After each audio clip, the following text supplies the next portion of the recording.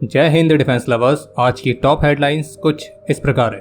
Bharat electronics limited ने Indian air force के surveillance radar के लिए बनाया upgrade.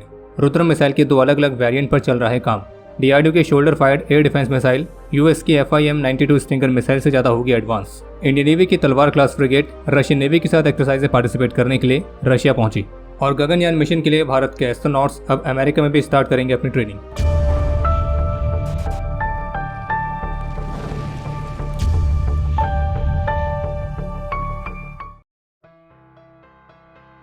Defence PSU Bharat electronics limited यानी कि BEL ने THD-1955 रडार सिस्टम के लिए टेक्नोलॉजिकल अपग्रेड को विकसित किया है, जो कि पुराने हो रहे इस THD-1955 रडार सिस्टम को एक नई लाइफ प्रोवाइड करेगा। और ये महत्वपूर्ण माइलस्टोन आत्मनिर्भर भारत इनिशिएटिव के तहत प्राप्त किया गया है। इस महत्वपूर्ण उपलब्धि से THD-1955 रडार को एक टेक्नोलॉजिकल बूस्ट मिलेगा और इसकी मदद से इंडियन एयरफोर्स इस रडार के लाइफ टाइम को 10 से 15 वर्षों तक एक्सटेंड कर पाएगी। और हाँ, ये उपलब्धि भारत को बहुत सारा पैसा बचाएगी। और इस डेवलपमेंट में रडार रिसीवर और ट्रांसमीटर सेक्शंस का अपग्रेड शामिल है। बाकी जो ये THD-1955 रडार्स हैं तो ये फ्रेंच ओरिजिन की हैं और ये एक लॉन्ग रेंज की हाई पावर सर्विलेंस रडार है, जो कि लगभग 1000 किलोमीटर की रेंज पर टारगेट्स को ट्रैक कर सकती है। इसके अलावा एक अपडेट यह है कि अभी हाल ही में ईस्टर्न नेवल कमांड के FOC in C vice admiral Rajesh Pendharkar ने इंडियन नेवी की तीसरी Kalvari class submarine INS Karanj को विजिट किया था और ईस्ट कोस्ट पर इस सबमरीन की डिप्लॉयमेंट सफलतापूर्वक कंप्लीट होने के साथ उन्होंने इसके क्रू के साथ इंटरेक्शन भी किया। एक क्वेरी के रिस्पॉन्स में रक्षा राज्य मंत्री श्री संजय सेठ ने पार्लियामेंट को सूचित किया है कि अलग अलग रेंजेस के लिए रुद्रम एंटी रेडिएशन मिसाइल्स के मल्टीपल वेरिएंट्स को विकसित करने के लिए भारत सरकार ने 806.26 करोड़ रुपीस तक के फंड के साथ 2 परियोजनाओं को मंजूरी दी है। और इन 2 परियोजनाओं के तहत रुद्रम मिसाइल के 2 खास वेरिएंट्स विकसित किए जाएंगे, जिसमें से एक वेरिएंट होगा रुद्रम 1, जिसके लिए 317.2 करोड़ रुपीस अलॉट किए गए, और दूसरा वेरिएंट है रुद्रम IT, जिसके लिए 489.06 करोड़ रुपीस अलॉट किए गए। इसके अलावा उन्होंने इस बारे में भी सूचित किया है कि DRDO ने man portable tripod launch 4th generation के very short range air defence missile system को विकसित किया है। और इसी very short range air defence missile systems की ही कुछ टेक्नोलॉजीज और सब सिस्टम्स का इस्तेमाल स्वदेशी तौर पर shoulder fired air defence missiles को विकसित करने के लिए किया जाएगा। और DRDO की जो shoulder launch air defence missiles होंगी तो वो कैपेबिलिटीज के मामले में अमेरिका के FIM-92 स्टिंगर मिसाइल से भी एडवांस होगी।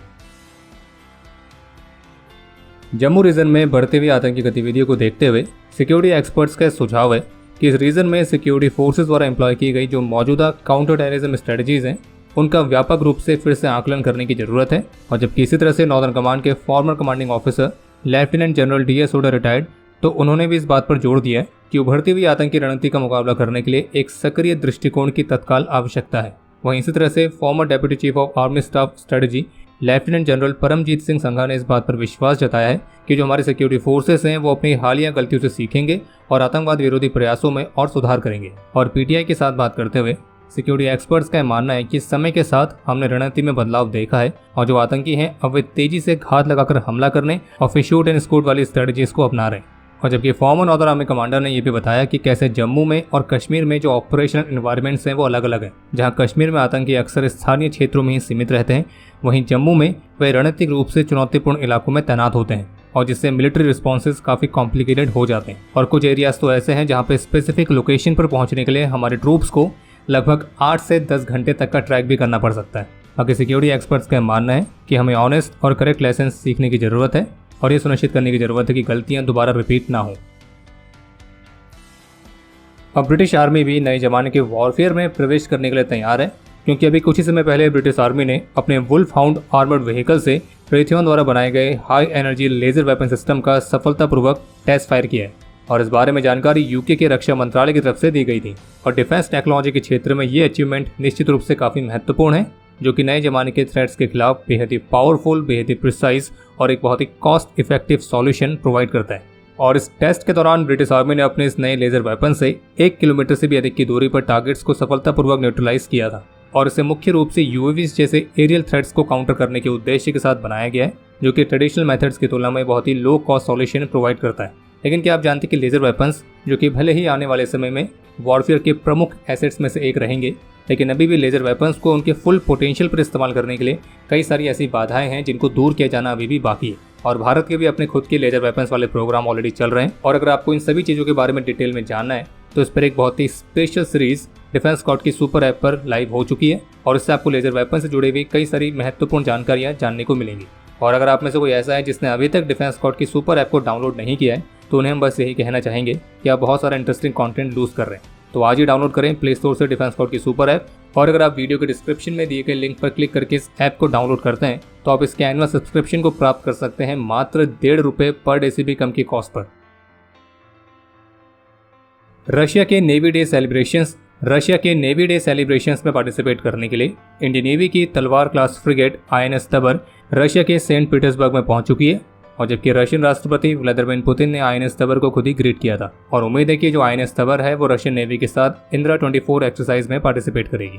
बाकी इसके अलावा एक अपडेट यह है कि अगस्त के पहले सप्ताह से गगनयान मिशन के लिए चुने गए भारत के एस्ट्रोनॉट्स अब अमेरिका में भी ट्रेनिंग प्राप्त करने के लिए तैयार है। इसकी शुरुआत 5 अगस्त से हो सकती है। इसके अलावा एक अपडेट यह है कि आज रविवार को रशियन राष्ट्रपति व्लादिमीर पुतिन ने अमेरिका को वार्न किया है कि अगर 2026 से उन्होंने जर्मनी में लॉन्ग रेंज की मिसाइल्स को डिप्लॉय किया तो फिर रशिया भी वेस्ट की स्ट्राइकिंग डिस्टेंस पर सिमिलर मिसाइल्स को डिप्लॉय करेगा। और अगर ऐसा होता है तो फिर एक बार फिर से कोल्ड वॉर के जैसा मिसाइल क्राइसिस देखने को मिल सकता है। और इस बात में कोई संदेह नहीं है कि रशिया जो मिसाइल्स डिप्लॉय करेगा तो वो न्यूक्लियर वॉरहेड के साथ भी इक्विप्ड हो सकती हैं। बाकी अब समय है आज के इतिहास का। आज के दिन सन 2022 में MiG-21 ट्रेनर एयरक्राफ्ट के क्रैश में विंग कमांडर मोहित राणा और फ्लाइट लेफ्टिनेंट अद्वितीय बल ने अपना सर्वोच्च बलिदान दिया था।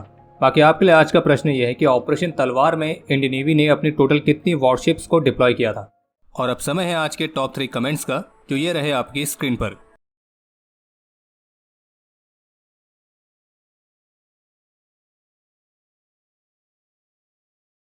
तो हमारे आज के इस एपिसोड के लिए इतना ही। उम्मीद है आपको एपिसोड पसंद आया होगा।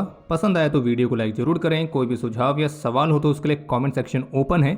और अगर आपने अभी तक डिफेंस स्क्वाड की सुपर ऐप को डाउनलोड नहीं किया है तो आज ही डाउनलोड करें और एक्सप्लोर करें डिफेंस की दुनिया को एक अलग तरह से। बाकी जल्द ही मिलेंगे नए एपिसोड के साथ। तब तक के लिए जय हिंद, जय Bharat. From science fiction to reality, कैसे लेजर वेपन्स बदल रहे हैं युद्ध का चेहरा, क्या है लेजर टेक्नोलॉजी। आइए डाइव करें कॉम्बैट के फ्यूचर में, only on the DS show. Only on Defense Squad app. Download now from Play Store.